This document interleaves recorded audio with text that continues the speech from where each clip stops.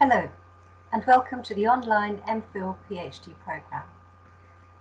My name is Sveta Mayer, and I'm the programme leader. So I'm going to introduce you to the online PhD programme. We essentially launched in October 2014, and our first cohort of students, our part-time students, have begun graduating. The programme is an MPhil PhD programme, and it is the same as the campus-based programme, except that you will be engaged in online, asynchronous and synchronous modes of learning. So this means that the programme follows the same stages of progression, from upgrade, the annual review, through to the viva. Today I'll be introducing you to the three key elements of the programme that are here to offer you support and guidance throughout your doctoral journey. These constitute the Department Graduate Tutor, the Supervision Team, and also the online research training programme. So the online programme is offered in all 6 IOE departments, and you will belong to one of these departments. And it's within these departments that your Departmental Graduate Tutor will be housed. And your Departmental Graduate Tutor will be there to offer you support, essentially from the time that you make your application, but certainly support through the admission process, the induction, 2 doctoral studies for you, your supervision, your progression, and the examination processes that you'll be going through. So essentially, your Departmental Graduate Tutor oversees the main aspects of the doctoral journey that you'll be engaging with.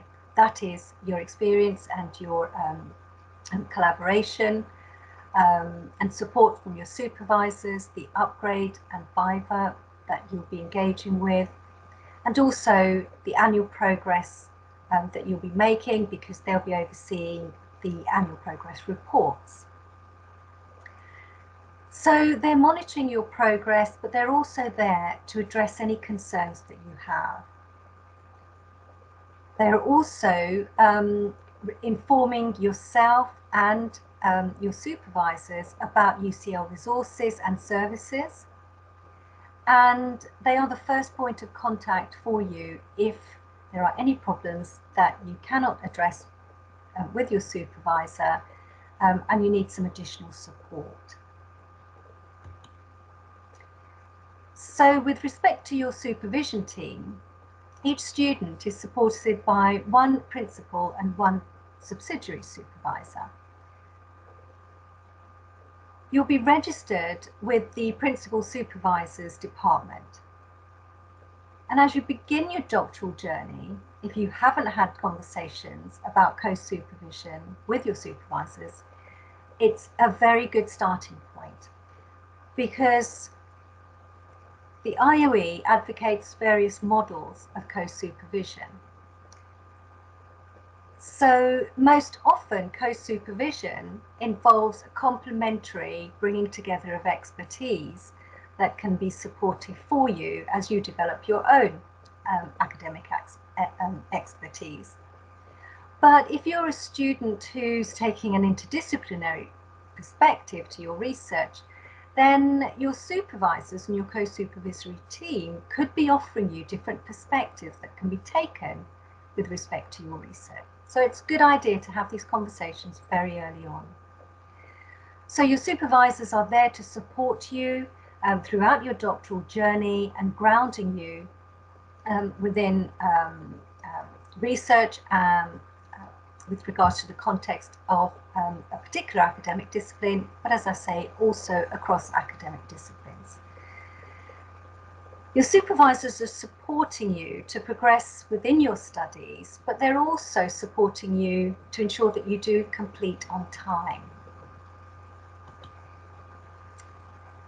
Now, the third key element of support that we offer you is the online research training programme.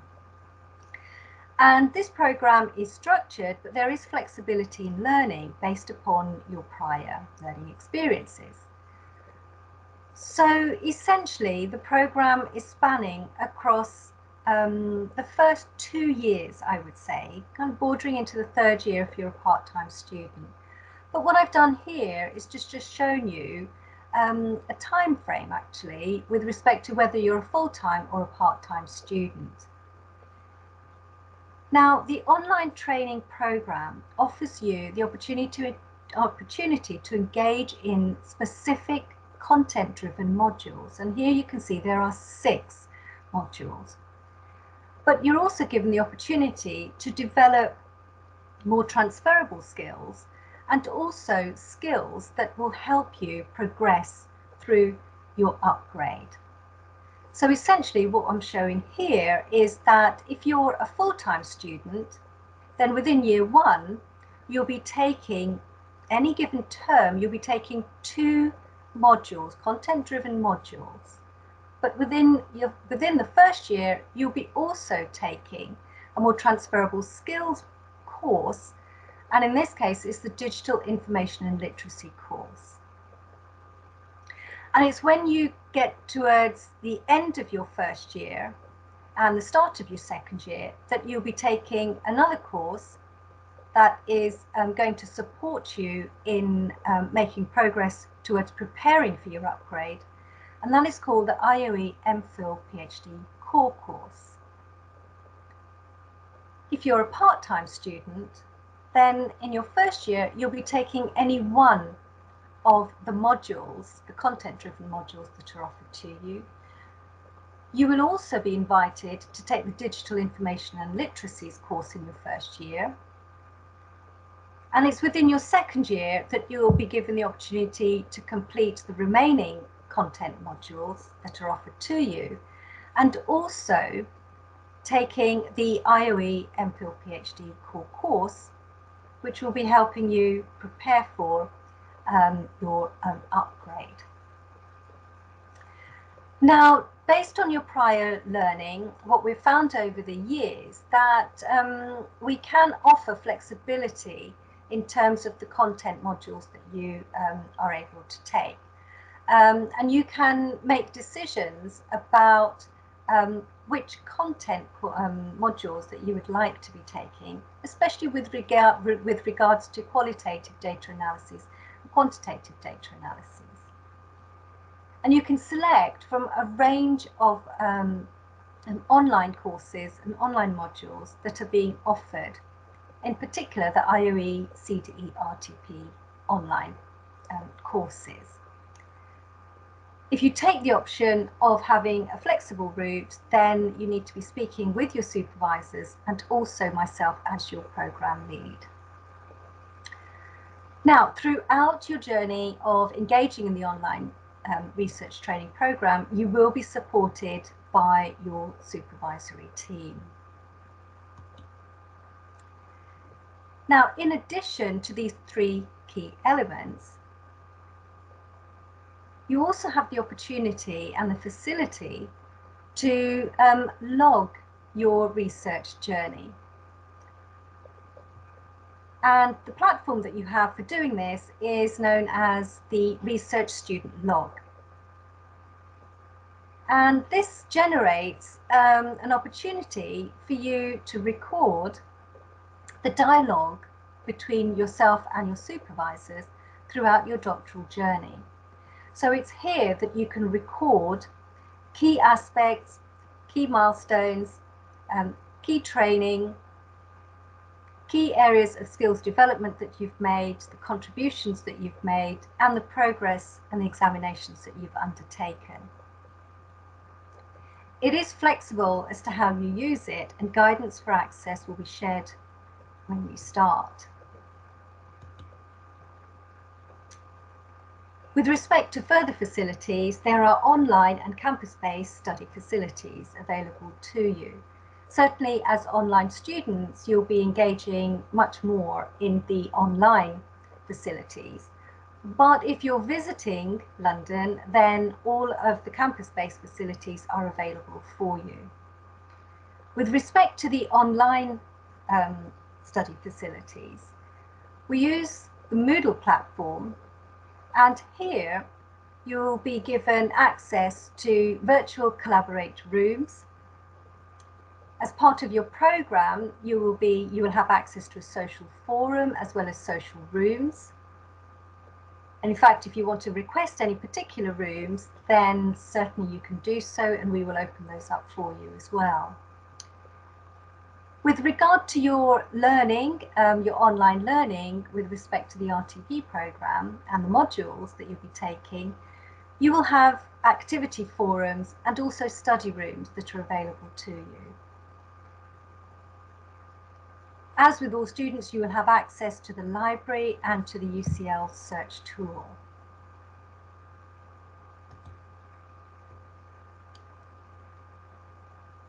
Now, certainly, if you were campus-based, you will be able to use the newly established UCL Student Centre.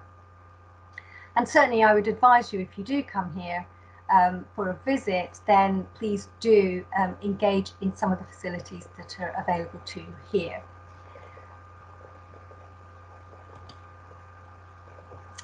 With respect to more online resources, as I've mentioned, there are the UCL libraries, and you can access these through the search engine Explore.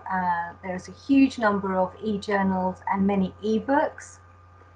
You will have access to UCL software database, most predominantly the types of software that you would be required to engage with would be discussed with your supervisor. But you can access these from the UCL software database.